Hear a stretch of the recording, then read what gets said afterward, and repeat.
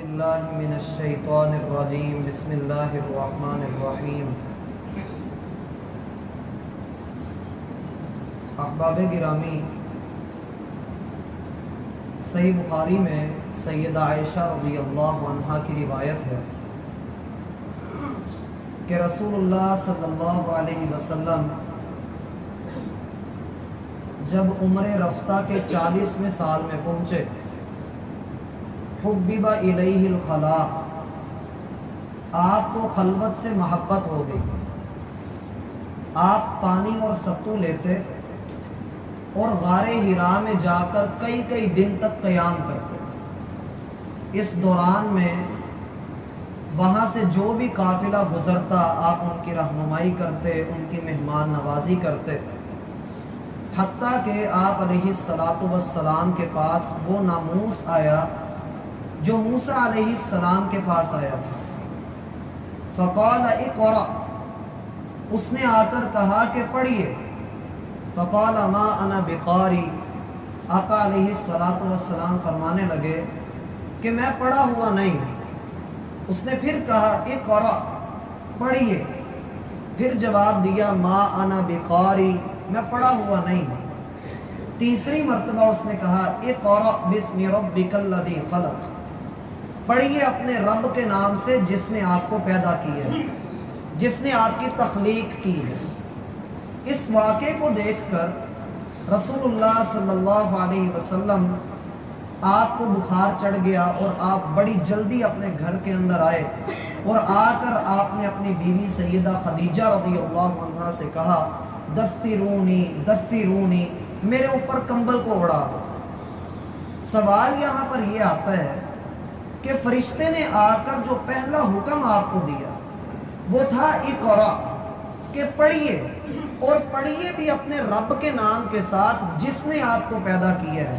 اور قرآن کے ایک مقام پر آتا ہے علم القرآن، وہ چیز پڑھنی ہے جو آپ کو سکھلائی گئی ہے، جو آپ کو پڑھائی گئی ہے، جو آپ کو عطا کی گئی ہے، جو آپ کا دستور حیات بنا کر آپ کے سامنے رکھ دی گئی ہے، وہ قرآن جیسی کتاب ہے، آپ پر لازم ہے کہ آپ اس کو پڑھیے۔ اور قرآن کو دیکھ کر رسول اللہ صلی اللہ علیہ وسلم نے 23 سال تک اپنی زندگی کے محنت کے ساتھ گزارے، محنت کر کے لوگوں کی خدمت کر کے لوگوں تک اس قرآن کا پیغام پہنچا کر آپ نے دن رات ایک کر کے 23 سال کے عرصے کے اندر اس قرآن کی تکمیل تک آپ نے دنیا کو اس کی تعلیمات سے روشناس کروایا۔ قرآن کو دیکھیے تو یہ نازل کب ہوا ہے؟ کہا شہر رمضان انزل فیہ القرآن، یہ رمضان کا مہینہ آنے والے چند دنوں میں جو آپ کے پاس شروع ہونے والا ہے، اس مہینے کے اندر ہم نے اس قرآن کا نزول کیا ہے۔ کس لیے کیا ہے؟ بینات من الہدی والفرقان، زندگی کے اندر جتنے بھی شکوک اور شبہات ہیں، جتنے بھی مسائل ہیں، یہ سب کے درمیان فرق کر کے دو ٹوک بات آپ کے سامنے رکھتا ہے۔ ادھر چلو گے تو جنت ہے، ادھر چلو گے تو جہنم ہے، یہ رحمان کے راستے ہیں، یہ شیطان کے راستے ہیں، اب تمہاری اپنی مرضی ہے۔ یہ واضح نشانیاں 2 + 2 4 کو لے کر کے تیرے سامنے رکھ دیا گیا، اندھیرے اور روشنی کے اندر تجھے فرق دکھا دیا گیا۔ اب تیری اپنی مرضی ہے، اما شاکر و اما کفورا، تو ہمارا شکر گزار بن جا یا کفر کے راستے پہ چل، تجھے اختیار ہے۔ لیکن یہ ذہن میں رکھنا ولا یرضی لعبادہ الکفر، تیرا رب بندوں کی ناشکری سے راضی نہیں ہوتا۔ ان تشکروا یرضہ لکم، اگر تم اس کے راستے پہ چلو گے، اس کے در پہ آ کے سر جھکاؤ گے، اور اگر اس کے لیے اپنی زندگیوں کو لگا کر خون پسینہ اس کے لیے ایک کر دو گے، تو یاد رکھو وہ تم سے بڑی جلدی راضی بھی ہو جائے گا۔ وَإِن تَشْكُرُوا يَرْضَهُ لَكُمْ، پھر دنیا نے یہ دیا کہ کوئی بھی مدرسے کے اندر رہنے والا، کوئی بھی مسجد کے اندر رہنے والا، کوئی بھی دین کا طالب علم، اس کا کوئی مقام نہیں، اس کا کوئی مرتبہ نہیں، اسے مولوی اور مسیتڑ ہونے کا تانا دینا ہے۔ دنیا نے یہ کہہ کر دین اور دنیا کو الگ الگ دے کر मौलवी को और मदरसे को एक साइड पे नुक्कर में लगाया और दुनियावी तालीम को, असरी तालीम को ऐसा दर्जा दे दिया कि आज पीएचडी करने वाले बड़े बड़े प्रोफेसर हजरात, उनको ये नहीं पता होता कि कुरान के पारे कितने हैं, रुकू कितने हैं, कुरान की आयात कितनी है। दूर ना जाइए, मुश्किल सवालों में ना पड़िए, आप उससे ये पूछ लें कि गुन्ना किसे कहते हैं, अल्लाह की कसम उसे ये भी नहीं पता। हर चीज को एच को एच पढ़ने लग गए, जेड को जी पर लेकर के आए और अंग्रेजी के तलफ्फुज बदलते चले गए, लेकिन अल्लाह की कसम नहीं पढ़ा तो कुरान नहीं पढ़ा और अपने आप को बेहतर समझा। सारी बेहतरियां, सारे मकाम, सारे मर्तबे एक तरफ हो जाते हैं जब आवाज आती है खैरुकुम मन तअल्लमल कुरआन व अल्लमा। सबसे बेहतरीन है ही वो जो कुरान का सीखने वाला है और कुरान का सिखाने वाला। आप देखिए आने वाले महीनों के अंदर, बिलखुसूस रमजान का ये महीना, ये 9 माह बाद आता है। जरा इसकी हिकमत के ऊपर भी गौर कीजिए। अल्लाह रहमान ने इस कुरान को रमजान के अंदर नाजिल फरमाया है भी ये 9वां महीना। इंसान अपनी तख्लीक के ऊपर गौर करे। ये 9 माह उस पेट के अंदर, उस पर्दे के अंदर रहकर जब दुनिया में इसने अपनी आंख खोली थी, अल्लाह की कसम एक भी गुनाह इसके खाते में नहीं था। 9 माह के बाद तेरे रब ने तुझे रमजान दिया कि एक मौका आया है, फिर अपने आप को वैसे ही करवा दे। रसूलुल्लाह सल्लल्लाहु अलैहि वसल्लम का फरमान है, हलाक हो जाए वो शख्स, तबाह बर्बाद हो जाए वो शख्स जिसकी जिंदगी में रमजान आया और वो अपने आप को बख्शवा ना सका। और रमजान का और कुरान का बड़ा गहरा ताल्लुक है, इंतहाई गहरा ताल्लुक है। और शाबान का ये महीना जो बड़ी तेजी से अपनी तकमील की तरफ बढ़ रहा है, मेरा भाई इस महीने के अंदर कोशिश करके कुरान के साथ अपना लगाव ज्यादा मजबूत कर लीजिए, क्योंकि ये कुरान, इस कुरान के पढ़ने का पहला हुक्म ही इसके पढ़ने का नाजिल हुआ। इक़रा बिस्मि रब्बिकल लज़ी खलक़। आपका काम है इसको पढ़ते रहना, आपका काम है इसको सीखते रहना। और जब आप इसको सीखने के लिए बैठते हैं, जब आप इसको पढ़ने के लिए बैठते हैं, तो मुआशरे में 2 तरह के लोग नजर आते हैं। पहले वो जिनकी औलाद जो भी नालायक निकलती है, जिसका जहन कजरो होता है, वो उसको उठाकर मदरसे में दाल रोटी के ऊपर गुजारा कर इधर बैठ, कुछ अपनी आखिरत बना, कुछ हमारी बना, बाकी बच्चे स्कूलों में पढ़े। और जो नालायक है, जिसको पढ़ना नहीं आता, वो मदरसे की दाल रोटी खाए। और दूसरा तबका वो होता है जो कहते हैं जी कुरान हम पढ़ने के लिए आते तो हैं लेकिन हमसे पढ़ा ही नहीं जाता। पहली बात तो ये मेरा भाई कि ये शैतान का वो वसवसा है जिसकी वजह से हम कुरान से बहुत दूर हैं। शैतान हमें ये कहता है कि तू कुरान नहीं पढ़ सकता, अल्लाह के बंदे तू दुनिया का हर काम कर सकता है, तिजारत तुझे आती है, माइशत के उसूलों को तू जानता है, घर के अंदर रहने के आदाब का तुझे पता है, तू असरी तालीम का माहिर है, तुझे नहीं पढ़ना आता तो कुरान पढ़ना नहीं आता।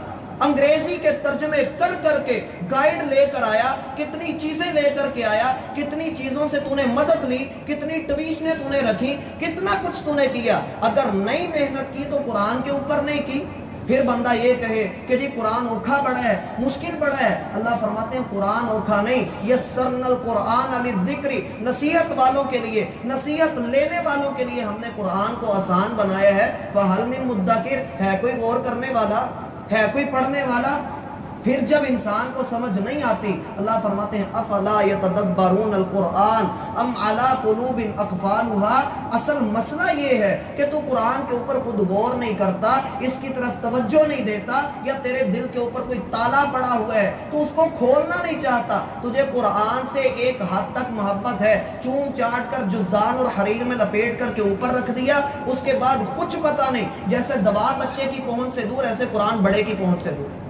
ये जिंदगियों से यूं निकाला गया है। और फिर इस कुरान को लेते हुए अल्लाह के रसूल सल्लल्लाहु अलैहि वसल्लम ने ये मसला भी हल किया है कि आपको नहीं पढ़ना आता, आपको अटक अटक कर पढ़ना आता है, आप बार बार एक लफ्ज को पढ़ते हैं, आपको पिछला भूल जाता है। परेशान होने की जरूरत नहीं है। जो रवानी के साथ पढ़ता है, कुर्रा हजरात रवानी के साथ जो पढ़ते चले जाते हैं, उनको एक हरफ के बदले 10 नेकियां मिलती हैं, एक हरफ के बदले में। और जो अटक अटक कर पढ़ता है, जिसे बार बार उसे दोहराना पड़ता है, अल्लाह के रसूल फरमाते हैं एक हरफ के बदले में 20 नेकियां अता की जाती हैं। कोई छोटा मामला तो नहीं है मेरा भाई। फिर हम ये भी देखते हैं ہم نے اکثر یہ سنا ہوگا کہ سلف صالحین وہ جب بھی نماز ادا کرتے، نماز سے پہلے بھی وہ قرآن پڑھ رہے ہوتے تھے، نماز کے بعد بھی قرآن پڑھ رہے ہوتے تھے۔ بڑی سوچ آتی ہے انسان کو، یہ کیسے ممکن ہے کہ انسان پہلے بھی قرآن پڑھ رہا ہو اور نماز کے بعد بھی وہ قرآن پڑھ رہا ہو؟ یہ تو بڑا اوکھا کام ہے کہ بندہ اٹھے، قرآن پکڑے، بیٹھ کر کھول لے، اپنی نشانی کو تلاش کرے، یہ تو بڑا اوکھا کام ہے، کیسے کرتے ہوں گے وہ؟ تو پھر مسئلہ بڑی آسانی سے حل ہوا، جب بڑے آرام سے ہر نماز کے بعد جیب سے فون نکل آتے ہیں، ایسے ہی قرآن بھی نکل آیا کرتا۔ بس ہمارے ہاں ترجیحات بدل گئی ہیں، ہماری پریورٹی لسٹ بدل گئی ہے، ہم نے اپنے اصول بدل لیے ہیں۔ پھر اسی قرآن کا لیتے ہوئے تیسری بات میں یہ کہنا چاہوں گا کہ دشمن اپنی چال میں بڑے اچھے سے کامیاب ہو گیا، جہاں اس نے مولوی اور مدرسے کو، دنیا اور دین کو الگ الگ کر کے دو حصوں میں تقسیم کر کے دو راہیں مقرر کر دی کہ تم ادھر رہو گے، یہ داڑھی والے دہشت گرد بنیں گے، یہ داڑھی والے دھماکے کرنے والے بنیں گے، اور جو یہ لوگ ہیں جو داڑیاں بھی کٹوائیں، جو پینٹوں کو اپنی ٹخنوں کے نیچے رول کر کے رکھیں، جو خواتین کے ساتھ بدکاریاں سر عام کرتے ہوئے نظر آئیں، جن کو جدت اور مادیت سے محبت ہو، جو وسائل کی دنیا میں رہنے والے ہوں، ان کا اس روحانی دنیا سے کوئی تعلق نہیں، ہاں یہی لوگ زیادہ بہتر ہیں، یہی لوگ زیادہ اچھے ہیں، ان لوگوں کی طرف چلا گیا۔ اور دوسری طرف جب مدرسے کو الگ کر دیا تو یہ بات میرا بھائی ذہن کے اندر رکھنا، دشمن اپنی چال کے اندر بہت جلدی کامیاب ہوا جب اس نے ہمارے گھروں کے اندر سے مسجدوں کو ختم کر دیا۔ گھروں کے اندر مسجدیں کیسی ہوتی ہیں؟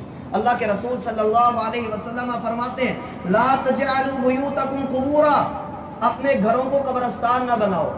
جس گھر کے اندر قرآن کی تلاوت نہیں کی جاتی وہ گھر قبرستان کی طرح ہے۔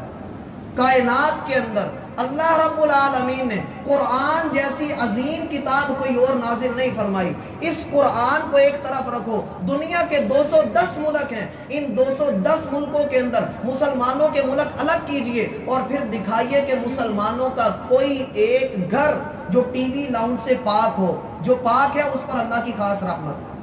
ہر ایک گھر کے اندر اپنے کلچر کے نام پہ، اپنی تہذیب کے نام پہ، اپنی معاشرت کے نام پر ہم نے ٹی وی کو جگہ دی، کیبل ڈش انٹینے کو جگہ دی، صرف اس لیے کہ معاشرے کے ساتھ چلنا ہے، خبریں سننی ہے۔ میرا بھائی خبریں رات کو جا کے سنتے ہو، گھر میں سارا دن جو فلمیں ڈرامے چلتے ہیں وہ بیوی بچے دیکھتے ہیں، پھر ان کی طبیعتوں کے اوپر، ان کے کردار کے اوپر جو اثر پڑتے ہیں، پھر یہی ہوتا ہے کہ بچہ رمضان کے روزے نہیں رکھ رہا، بچہ نمازیں نہیں ادا کر رہا۔ اللہ کی قسم اگر وہ ایک ٹائم کا کھانا نہ کھائے، باپ کو جان کے لالے پڑ جاتے ہیں، ماں فون کر کے بتاتی ہے اس نے یہ کام نہیں کیا، اس نے کھانا نہیں کھایا، وہ ٹیوشن نہیں گیا، اس نے میری بات نہیں مانی، باپ رات کو جا کے اس کو ڈانٹتا ہے، اور اگر وہ نماز نہ پڑھے، چلو بیٹا کوئی بات نہیں، جب بال سفید آ جائیں گے تب پڑھ لیں گے۔